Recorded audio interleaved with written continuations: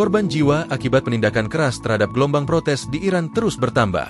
Laporan terbaru dari kelompok aktivis hak asasi manusia menyebutkan, sedikitnya 544 orang telah tewas sejak aksi protes nasional berlangsung di berbagai wilayah. Situasi di lapangan dilaporkan semakin sulit dipantau karena pemerintah membatasi akses komunikasi. Pemadaman internet dan pemblokiran jaringan telepon seluler membuat informasi dari dalam negeri Iran tidak mudah diverifikasi. Meski begitu, laporan dari jurnalis dan kelompok HAM di luar negeri terus berdatangan melalui jaringan alternatif. Data yang dihimpun lembaga pemantau menyebutkan, dari total korban tewas, mayoritas adalah warga sipil yang ikut dalam aksi demonstrasi. Selain itu, lebih dari 10.000 orang dilaporkan telah ditahan oleh aparat keamanan. Angka ini diperkirakan masih bisa bertambah seiring dengan berlanjutnya operasi penertiban di sejumlah kota.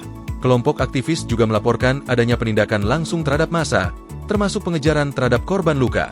Kondisi ini memicu kekhawatiran akan meningkatnya jumlah korban yang tidak tercatat secara resmi, terutama di wilayah-wilayah yang sulit diakses media.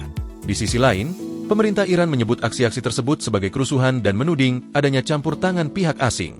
Otoritas negara memberikan penghormatan kepada anggota pasukan keamanan yang tewas dan menetapkan masa berkabung nasional selama 3 hari. Pemerintah juga mengumumkan rencana pawai besar yang disebut sebagai aksi perlawanan nasional. Langkah ini diklaim sebagai bentuk dukungan terhadap aparat sekaligus pernyataan sikap negara menghadapi tekanan internal dan eksternal. Sementara itu, sejumlah pengamat menilai gelombang protes kali ini berbeda dari aksi-aksi sebelumnya. Gerakan yang berlangsung dinilai semakin terkoordinasi dan mulai menunjukkan dukungan lintas kelompok oposisi. Sebagian pihak juga menilai munculnya figur pemimpin simbolik di luar negeri memperkuat konsolidasi gerakan.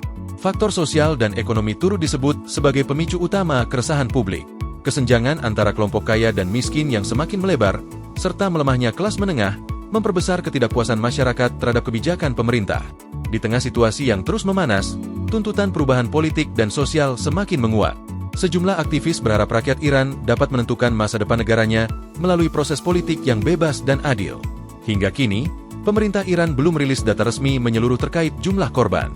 Sementara komunitas internasional terus memantau perkembangan, dunia menyoroti Iran sebagai salah satu titik krisis kemanusiaan dan politik yang paling serius saat ini. Demikian berita hari ini. Jangan lupa untuk like, komen dan subscribe agar terus update dengan berita-berita terbaru dari kami. Sampai jumpa di video selanjutnya.